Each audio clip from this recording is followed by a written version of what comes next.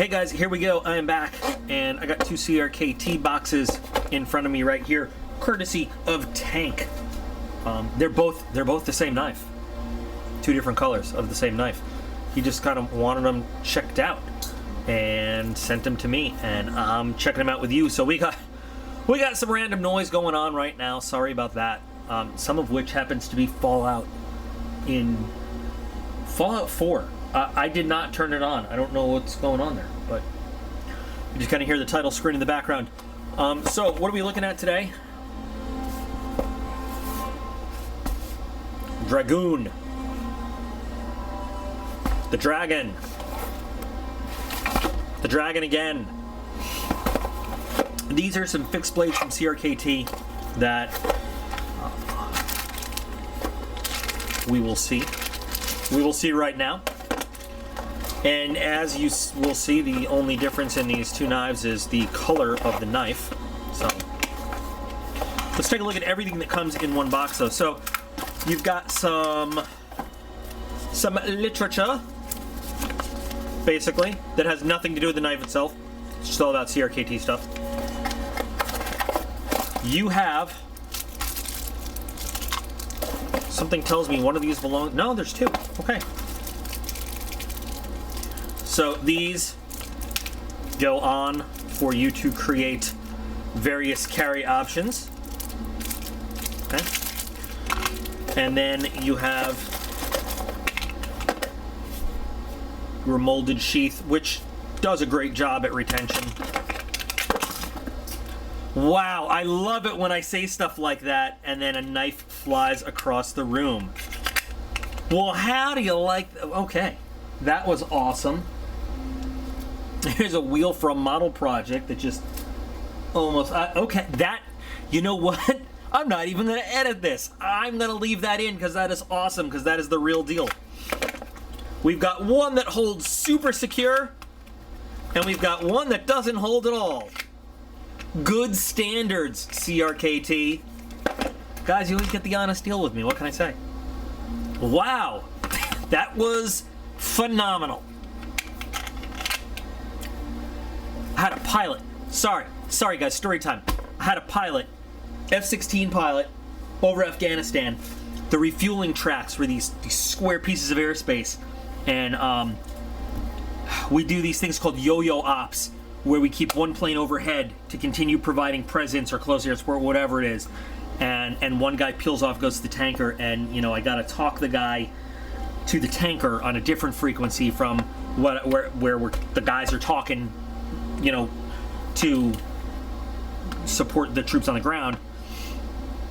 And a tanker, a KC-135, is based on the same airframe as some reconnaissance aircraft. So it looks very similar if you don't differentiate. And I'm telling the pilot, I'm trying to talk him on to where he needs to go, and he calls visual, and I'm like, no, negative, and I give the call sign of the plane it is, and it was a J-Stars, which is like, it's a plane that carries a radar to look at the ground, who had just peeled off the tanker. And I'm like, you know, and I give him snap directions of where he needs to go while trying to maintain listening to what his wingman's doing, you know, over the actual fight. And he's telling me like, no, I'm good. And I'm like, no. And they were like, oh, I'm not going to get into it. All these different devices this pilot has to verify the identity of the plane he's about to pull up behind to try to get gas. Until finally he's like, can you have them, he tells me, can you tell them to lower their boom? And it's like, it's dusk, so it's a little hard to see. And I'm just like, damn it, you are following behind J-Stars. Your tanker is 25 miles north of you. And he just is quiet on the radio, and he goes, phenomenal. Like, it's anyway, okay. So sorry, guys. Had to share that quick story with you. So we had to skirt him 25 miles north real quick to the tanker, and bet you he felt stupid. All right, so one sheath that doesn't really hold the knife in for crap. One sheath that holds it very well. And it is the exact, you know what? I wonder if we switch knives just for... Wow. Okay, no. I guess it is what?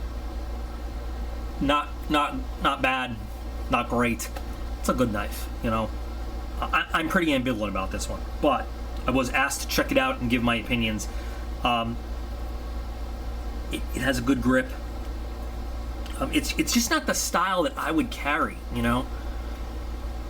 Although, again, I could see in a campsite for utility purposes, I could see it being a very useful blade type.